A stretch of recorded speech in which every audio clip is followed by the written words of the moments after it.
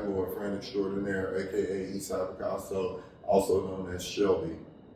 And we have Drew Brown, better known as Dr. Two Pens, your favorite author's favorite author. And today we're here to talk about politics. Boy, Let's get into it. talk about it. Today's politics, we are going to be discussing the presidential race, the presidential debate, all that, giving our predictions. But first, we'd like to start up with, how do you say, Kamala Harris, the Democratic, and the blue side, on the left side. So we're going to be talking about Kamala Harris. We're going to be discussing some things, some pros, some cons, and we would like to get everybody's input. We'll give a little input as well. But first, I'd like to start it off by asking a question about some policies. Okay. So I don't know if you've seen, there's been recent video on Kamala's policies. So for example, her policies on oil fracking. So I wouldn't even say policies, but her opinion on oil fracking. So in the past, she was once not in favor of oil fracking. Oil fracking, digging up the oil from the ground. Mm-hmm. And then as of current, she is now in favor of oil fracking. So the thing with this is it's interesting because there's nothing wrong with changing your mind, right? No, you can learn more information, you can change your mind. You can change your mind. But the crazy thing about this, it may just be political because she's trying to win an important state, Pennsylvania, who's big on oil fracking. Right. So what's your 2 cents on this? You think it's a political stunt or she just actually changed her mind? Of course, it's going to be, if I had to put my money on it, because I don't know her personally, and I try to be more intentional with my thoughts when I'm talking to people I don't know in person. Now, I don't know about, in person, I don't know person, excuse me. But I would say it's a combination of both. I think that she changed her mind on it in order to help spearhead her campaign. I think that she shifted because she said, well, yeah, I was saying that, but I do see how that can impact people because the people that work in these fields are what you probably describe as upper middle class, high-end, 6-figure earners, lower upper class maybe. You know what I mean? And those people are the people who benefit from those type of jobs. The average person doesn't want to go do those jobs, but in a state like Pennsylvania, that helps boost their local economy, helps their state thrive, tax dollars, build roads, schools for the children, so on and so forth. Yeah, I would agree with some of that. I think it helps all of the middle class, upper and lower middle class, more specifically. But I think it also, that industry benefits the entirety of the United States versus just that independent state. Where we live is big on oil fracking and oil too. You talking about gas prices. It's really great for the economy. Now, I get why people can be against it because if you're an environmentalist, you're probably thinking well, we're going to use up all the world's resources. But a spiritual God-fearing man like myself, I feel like the Earth's resources replenish itself. If that was the plan, it would have been happening. And it's been talked about for generations. I remember as a kid, the world was supposed to end in 20. I think Al Gore said it was supposed to end 2012 or something.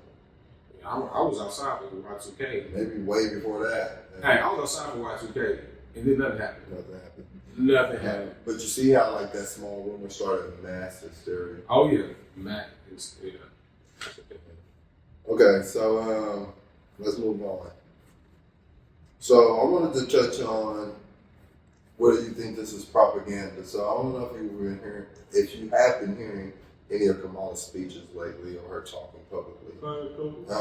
So more recently, she had a video and she had a twang or she was talking what some people like ghetto black. Nah, I seen that. Like a hood, No, I call it. Yeah, so do you think that's insulting? Or do you think that it's smart of her to just use her, that's really witty and smart of her to use that as a tactic in political battle? Again, I'm going to say both. because, and this is why, it's insulting to people who speak like that in their natural dialect. It's what the blacks refer to as cultural appropriation. If a white woman did it, say Hillary Clinton when she did the hot sauce. Yeah, it's just like that. Yeah. They do the same thing. Okay. But also to the side of, when you see these things, it's all about marketing. All this stuff is marketing. So when I'm looking at even with, Trump, anybody, Barack, anybody, it's all about marketing your campaign to the people to get them to vote for you. One of the greatest marketing campaigns I've ever seen for president or any candidate was illustrated in the movie with Chris Rock. What's the movie with Chris Rock? He was running for president. Mm-hmm. Head of state. He had one of the most genius marketing campaigns for any political campaign that I've ever seen. And the reason why is because it was ghetto fabulous. Everybody loved it. The thing about being ghetto fabulous, and there's levels to ghetto. Ghetto fabulous is like a fun idea of just being friendly ghetto fun. We're talking rough, but we're not moving tough. Talking rough? Are you like a barbecue. Like Ebonics? Yeah. Hardcore Ebonics. Profanity? Yeah. Extreme profanity. High levels of profanity. But it's like, just a kickback, So is it safe to, so with that being said, is it safe to say that Kamala may think that the majority of black people may talk and speak like that? Indeed. It is very safe to say. It is very safe to say that. In fact. Like if you have to put a number on them, you say like majority is anything over 50%. So, wow. Do you think she's ever been around people like that? They speak and talk like that? To a black school. Howard? Yeah, I think it was. You think so hold on. So you know how HBCUs work, but then you know Howard. Howard different. Don't get it twisted. It's a lot more. She was like really out there with the. You know how it is. No, it's easy to hide at a school. Yeah, it is. But I don't think it was to that extreme. But she may make some people from a different state who had a different dialect. Yeah. They may not have been as ghetto, but they have a dialect. Yeah, I've seen people change their identity in college. I've seen it too many times. Yeah. Okay. So, what are some things that you might find favorable about Kamala? Like, what are some things if you like really evaluate her, do you think there's any like good traits or like things that you see that's valuable, that's important that she can put, that can be productive to America? Or just to anything? I'm trying to look at some of his policies, man. I just didn't see anything that really just jumped out to me. Besides the first time home buyer trying to give you $25,000 down. I guess that's cool. There's programs already out there like that, right? This is what I'm saying. You hear what I'm saying? Hear what I'm saying? We ain't talking about the mother. We just talking about her. I'm not disagreeing with you. I'm just saying what I found when I was looking at, when I was trying to find stuff to really give an informed opinion about her because, I'm not really super in-depth in politics on that end. When I look at politics, I look at it from the marketing side. I think about how the videos are designed, the fonts, the color schemes, the music in the background, the voices talking. I'm looking at it from a whole different perspective.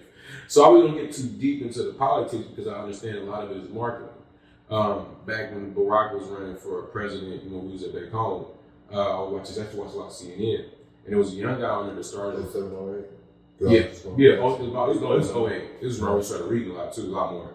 And I was watching a young guy come on there, and he was talking about how he started a company where they get paid to show up to political campaigns and just act like they're doing it. And since then, I've been turned off to politics because like it's fake. It's not really real. Why do you think people buy into those that propaganda like that? Because it's so easy to me, it's like that is the thing. People already they get paid to pull up, It's like, but it's kind of easy to identify. It's like easy to identify sometimes. It's like, why don't anybody know that this is a scam, basically? Most people are living with a lie. And the thing about lies is this. It's like, a lie is like quicksand. You feel me? Because when you start telling one, there's a lie to it.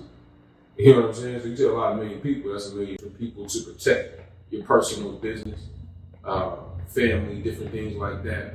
They aren't very accountable. people that aren't accountable are lying to themselves. Like it's your fault, but you don't want to see the you in it. So because of that, we can manipulate you emotionally because you feel some type of way. You don't feel like taking accountability. You don't feel like it's your fault. You feel like it was that person that did this to you. You feel so angry. You feel so sad. You feel so depressed. So you're easily manipulated. Okay, so it's easy. One of the things I would say that I like about Kamala, so if she actually did change her mind and was genuine, like how she feels about the border and how she feels about fracking, then I would say that's one thing that I personally like about her. But to move on to the next question, I have to ask, sort of related to her, but why do you think that mixed people only claim their black side? Everybody want to be black. Everybody want to be black till it's time to get shot in the chest in the middle of the street, you know, in the wee hours of the morning after the club, you know, or you gotta go to prison.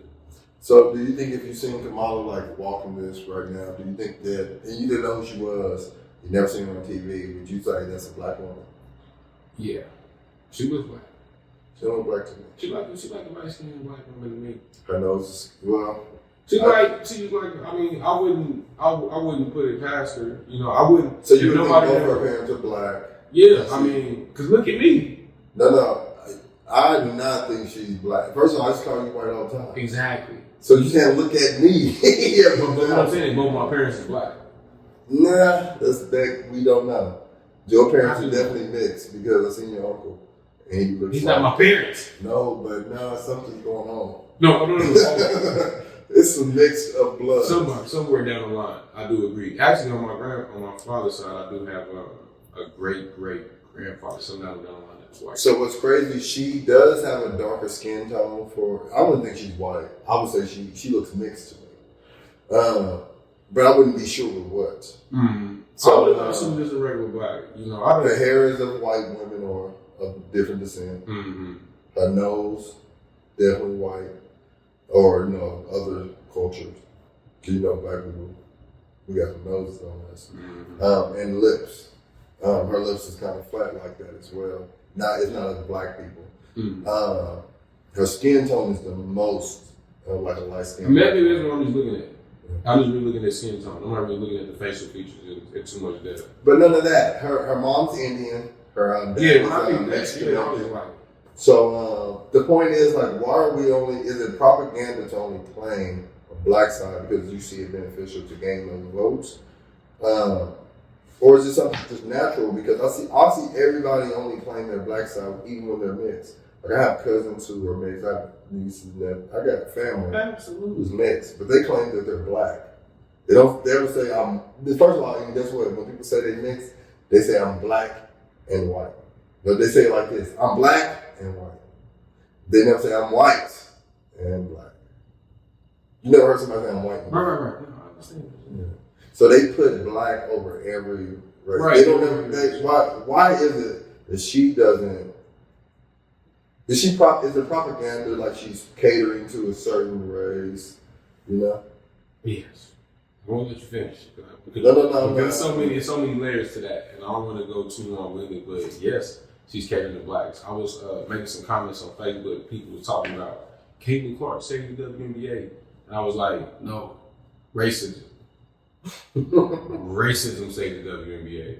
Caitlin Clark was a great addition, but they used her to streamline racism. They used racism to bait her against what's the other girl with the eyelashes? They used them for racism. Yeah, a little hood cat. I wouldn't walk in, but nah. But that's what I said y'all wrong. It's racism that helped, boost it. If Caitlin Clark was a black girl against, Reese, it wouldn't have been as interesting. But because it's the white girl against the black and the pretty girl. What you mean? Who made it?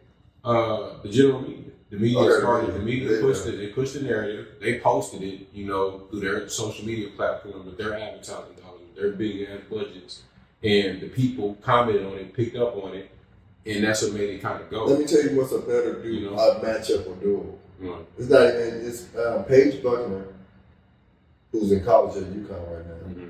Her and Caitlin Clark is a better comparison, but they're both white girls. Don't make it as good a story. Yeah, but it paints the narrative, and you know, I'm telling people, I'm like, have y'all been watching the WNBA with your eyes? Nothing really changed from the game. Like these girls jumping from the free throw line. What? I was just saying. Wow. Let me chill. For real. So why do they keep only playing their black side? Because being black is cool.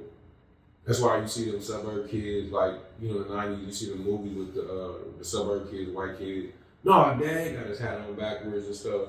It's cool. It's fun. It's you know, it's childlike. What's the best part about, I guess, black culture then that makes people draw people in? It's like being a kid, because like black culture is perceived as not giving away. Yeah. So if I'm a person who doesn't give away, who doesn't give away? You have children, little bitty kids. They run. A kid is a person who have a plate full of food and be eating it in the middle of the floor and put it down in the middle of the floor and go run and play around and step in it. And I think twice about stepping in the food. You know what I'm saying? I'm just saying, the kids, you know, it's general. It's a general. It's not against nobody in particular. It's just a general. I know that. Yeah, so you've been around kids more than me, so we know this. Kids got some strange behavior because they're not processing things, but to move like a kid is like it's the freest thing you can be. So that's what the music embodies. The music embodies that freedom of the child, that lawlessness, that freedom where you don't have any restrictions. So I think that's why people embody black. They like black culture. It makes them feel free. Yeah, I agree. I think a lot of people think that black culture is like carefree, which it is in a lot of sense. Also, like how black people dress. Right. It is creative. I don't know. No, very creative. Yeah. Some of it's destructive, but definitely creative, to say the least. But nonetheless, these are some things that we think about Kamala Harris. So just simple. These are really the base things. What do you think? Like, what are some great things about Kamala Harris? Why is she only playing her black side right now when before she claims to be on TV? You know, why is she talking like that? And how did I don't know what they talk like that for now. I don't know why they gotta come out and talk like that. Way down. Way down. Hey, out there. Yeah, she talked like them pros off the gumbo. Off of Gumbo. Yeah. Super country. I'm seeing. Or that alligator off Dogs Go to Heaven. Yeah. So she got a lot of jobs in her right now. Like she sounds like she in the kitchen cooking up a thing of some gumbo. It's too. Long as the Lord say. To me, it's insulting because I know black people who don't act like that, and it's for the fact that that's what you. I feel like you don't be around black people that I'm around. Come on, as far as the people who act like what you're trying to act like, you're not even doing a good job of marketing them. But you know, that's just my 2 cents. I wonder what the conversation was like. New York. Listen to this. Turn that juvenile record again. Street accent. Alright, did I do good? You rock it. I knows ways tired. Remember Hillary Clinton? Oh, everybody like, what? Everybody, wow. That's real shit. So, you know what we do? On that part, we just go into that. I'll make it happen. So, while that's rolling, I'm going to have credit. Okay. All right,